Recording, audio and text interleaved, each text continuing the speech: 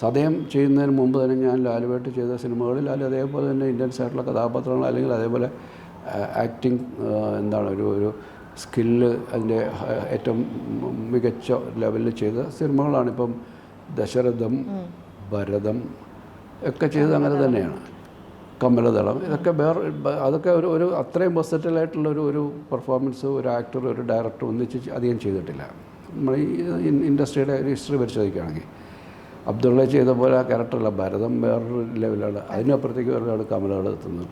ഇതിനെയൊക്കെ കവച്ചു വെക്കുന്നതാണ് സതയത്തിലെ ക്യാരക്ടർ. സതയം ഭയങ്കര ഇതേപോലെ തന്നെ എം ടി സാറിനെ പോലെ ഒരു മഹാനായ എഴുത്തുകാരൻ്റെ സ്ക്രിപ്റ്റ് ചെയ്യുക എന്നുള്ളതിൻ്റെ ഒരു ചലഞ്ചൊക്കെ എനിക്കുണ്ട്. അപ്പോൾ എന്നെ സംബന്ധിച്ചോളം ഞാൻ ഏറ്റവും ഏറ്റവും ശ്രദ്ധയോടെ ഭയത്തോടെ അപ്രോച്ച് ചെയ്തൊരു സിനിമയാണ്, ആ സ്ക്രിപ്റ്റാണത്.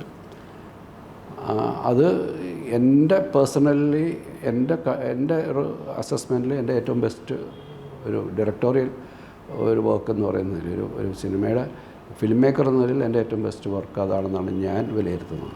ഈ രണ്ട് സിനിമകളിലും ഏതെങ്കിലും ഒരു രംഗം ഷൂട്ട് ചെയ്യാൻ കുറച്ച് ബുദ്ധിമുട്ടോ അല്ലെങ്കിൽ റീടേക്കുകളൊക്കെ വന്നിട്ടുള്ള ഏതെങ്കിലും സിറ്റുവേഷൻസ് ഉണ്ടായിട്ടുണ്ടായിരുന്നോ? റീടേക്കുകൾ സ്വാഭാവികമാണല്ലോ, അത് വരുമല്ലോ. എല്ലാം ഫസ്റ്റേക്കിലും ഒക്കെ ആണോന്നില്ല, പല കാരണങ്ങൾ കൊണ്ടും. ഇതിനകത്തെ ഈ രണ്ട് സിനിമകളിലെയും ഇമോഷണലി ഭയങ്കര ഹെവി ആയിട്ടുള്ള ഒരുപാട് സീക്വൻസ് ഉള്ളതുകൊണ്ട് നമ്മളും ആ സ്ട്രെയിൻ അനുഭവിക്കുന്നുണ്ടല്ലോ. നമ്മൾ ഷൂട്ട് ചെയ്യുമ്പോൾ നമ്മൾ ആ ഇമോഷൻ്റെ ഒരു പാർട്ടായിട്ട് നിന്നുകൊണ്ട് തന്നെയാണ് ഷൂട്ട് ചെയ്യുന്നത്. നമ്മൾ എത്ര ഡിറ്റാച്ചഡായിട്ട് നിന്ന് ചെയ്യാൻ ശ്രമിച്ചാലും ചില ഇമോഷണൽ കണ്ടൻറ്റുകളിൽ നമ്മളും അറിയാതെ അതിനകത്തും ഇമ്മേഴ്സ്ഡായി പോകുന്ന സന്ദർഭങ്ങളുണ്ട്.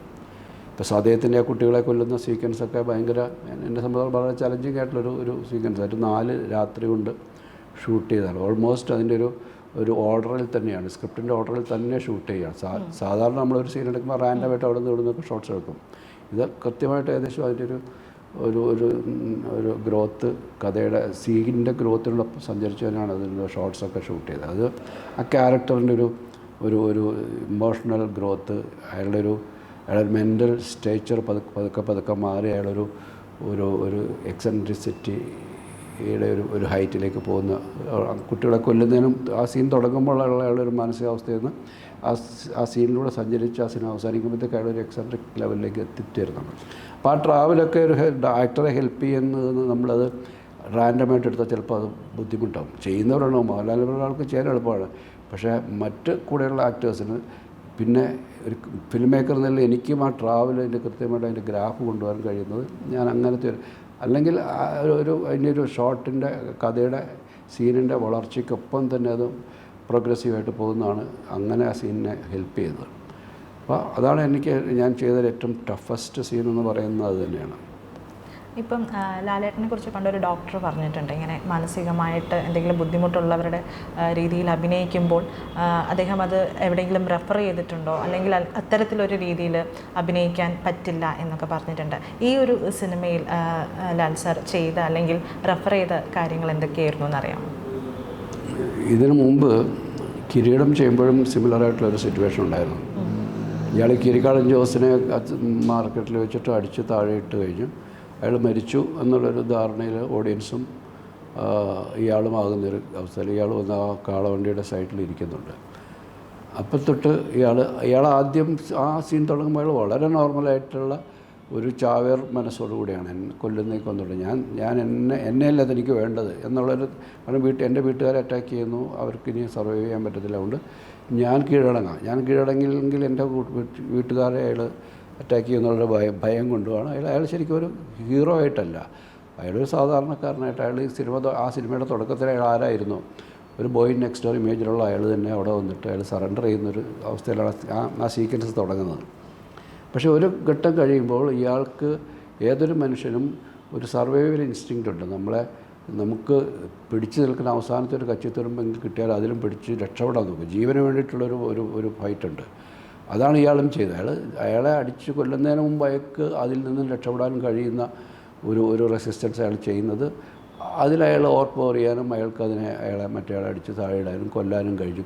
കൊന്നു എന്നയാൾ ധരിക്കുന്ന ഒരു ഘട്ടത്തിൽ എത്തുമ്പോഴത്തേക്കും അയാൾ നമ്മളാദ്യം കണ്ട ആളല്ല, അയാൾ ടോട്ടലി മെൻ്റലി ഒരു ഭയങ്കരമായ ഒരു ഡീവിയേഷൻ സംഭവിച്ചിരിക്കുന്നു അയാൾക്ക്. അയാൾ നോർമാലിറ്റിയിൽ നിന്ന് മാറിയിരിക്കുന്നു, ഒരു അബ്നോർമൽ ലെവലിലേക്ക് അയാൾ എത്തിയിരിക്കുന്നു.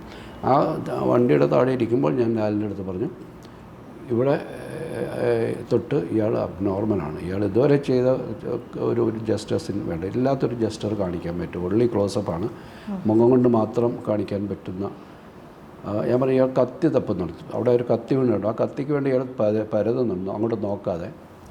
ഞാൻ പറഞ്ഞു കത്തി ഉണ്ടെന്ന് അറിയാം, അയാൾ നോക്കാതെ കത്തി പരതിക്കോളാം, പക്ഷെ മുഖത്ത് ഇയാൾ നോർമൽ എല്ലാന്ന് ഓടിയിട്ട് കിട്ടുന്നൊരു ജസ്റ്റർ വേണമെന്ന് പറഞ്ഞപ്പോഴത്തേക്ക് ഞാൻ നോക്കിയിട്ട് പറഞ്ഞു ഞാനൊന്ന് ച്യൂ ചെയ്യട്ടെ എന്ന് ചോദിച്ചു. അപ്പോൾ ഞാൻ പറഞ്ഞു അത് കാണിക്കാൻ പറഞ്ഞു. അപ്പോൾ അദ്ദേഹം കാണിച്ചു.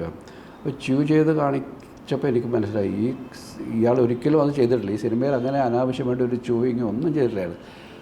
അതിനൊരു ഒരു ഒരു ആ ച്യൂ ചെയ്യുന്നത് വായിലൊന്നും ഇല്ലാതെ ഒരാൾ ചെയ്യുകയെന്ന് വെച്ചാൽ അതിനൊരു ഒരു പ്രത്യേകത ഉണ്ടല്ലോ. ഞാൻ പറഞ്ഞു ഇത് മതി എന്ന് പറഞ്ഞു. അങ്ങനെയാണ് അതിനകത്ത് ചെയ്തത്. അതിനകത്ത് ചെയ്ത് കഴിഞ്ഞിട്ട് ആ സീക്വൻസിൻ്റെ തുടർച്ചയുള്ള എല്ലാ പോർഷനിലും അയാൾ അതുണ്ട്. അറിയാതെ ഒരു ചുണ്ടിങ്ങനെ നമുക്കറിയാം ജോ ഇങ്ങനെ മൂവ് ചെയ്യുന്നത് കാണാം. ആ കത്തി താഴെ ഇടാൻ പറയുന്ന സമയത്തൊക്കെ അയാളുടെ ഉള്ളിൽ അതുണ്ട്. അതേ ഒരു ഏരിയയിൽ തന്നെയാണ് സദയത്തിലേക്ക് എത്തുമ്പോഴും എത്തുന്നത്. ഞാൻ പറയുന്നത് ഇത് തന്നെയാണ്. അപ്പം ഞാൻ പറഞ്ഞു അന്ന് ചെയ്ത ആ ഒരു ച്യൂയിങ്ങിൻ്റെ ഒരു ചെറിയ അതായിട്ട് തോന്നരുത്, എന്നാൽ അതിൻ്റെ ഒരു ചെറിയ ഒരു രീതിയിൽ അതിനെ ഒന്ന് ഇതിനകത്ത് ഇടാൻ പറഞ്ഞു. പക്ഷേ അതിനും അപ്പുറത്തേക്ക് എന്നെ അമ്പരിപ്പിച്ചത് ഇയാളുടെ ക്ലോസപ്പ് എടുക്കുമ്പോൾ ഇയാളുടെ കണ്ണിലൊരു തിളക്കം ഉണ്ടായിരുന്നു. അപ്പോൾ ഞാൻ സംശയിച്ചത് ഇയാൾ ഗ്ലിസറിൻ ഇട്ടിട്ടുണ്ടെന്നായിരുന്നു. അപ്പോൾ ഞാൻ ക്യാമറാമാൻ്റെ അടുത്ത് ചോദിച്ചപ്പോൾ ക്യാമറാമാൻ ഒരു ഗ്ലിറ്റർ ഉണ്ട് അയാളുടെ കണ്ണിലെന്ന് പറഞ്ഞു. അപ്പോൾ ഞാൻ അസിസ്റ്റൻസിനെ വിളിച്ച് ചോദിച്ചു ഗ്ലിസറിൻ കൊടുത്തോ ചോദിച്ചിട്ട് അവരാരും കൊടുത്തിട്ടില്ല. അപ്പം ലാലിൻ്റെ അടുത്ത് ചോദിച്ചു എന്താണെന്ന് ചോദിച്ചു. ഞാൻ ഇല്ല ഒരു ഗ്ലിസറിൻ ഇല്ല ഞാൻ ഇട്ടിട്ടില്ല എന്ന് പറഞ്ഞു. പക്ഷേ അതൊരു ആക്ടറുടെ ഒരു ബോൺ ആക്ടറുടെ ഒരു ഇതാണ്. പിന്നീട് ഞാൻ അന്വേഷിച്ചപ്പെടുത്താണ് ഇങ്ങനെയുള്ള ആൾക്കാർക്ക് എപ്പോഴും അങ്ങനെ ഒരു ഗ്ലിറ്റർ ഉണ്ടാവും കണ്ണിലെന്ന് ഞാൻ പറഞ്ഞു കേട്ടിട്ടുണ്ട്. അതിൻ്റെ സത്യാവസ്ഥ അറിയില്ല, അങ്ങനത്തെ ഒരു നിരീക്ഷണം കേട്ടിട്ടുണ്ട്. അപ്പോൾ അയാൾ അതിലേക്ക് എത്തിപ്പെടുകയാണ്. ഒരു ആക്ടർ എന്ന് പറയുന്ന ആൾ ക്യാരക്ടറിൻ്റെ ഉള്ളിലേക്ക് എത്രമാത്രം ആഴത്തിൽ കയറി ചെല്ലുന്നു എന്നുള്ളത്. എന്നാൽ ഈ ഷോർട്ട് കട്ടിനും ആക്ഷനും കട്ടിനും ഇടയ്ക്ക് അയാൾ വേറെ ആളാണ്. അപ്പുറത്തേക്ക് ആക്ഷനും മുമ്പും കട്ടിനും ശേഷവും അയാൾ വേറെ മനുഷ്യനും വേറെ നോർമൽ മനുഷ്യനാണ്. ആ ഒരു പോയിൻ്റ് അയാൾ അത് ഒരു അത്ഭുതപ്പെടുത്തുന്ന ഒരു അവസ്ഥയാണ് ഒരു ആക്ടറെ സംബന്ധിച്ചിടത്തോളം.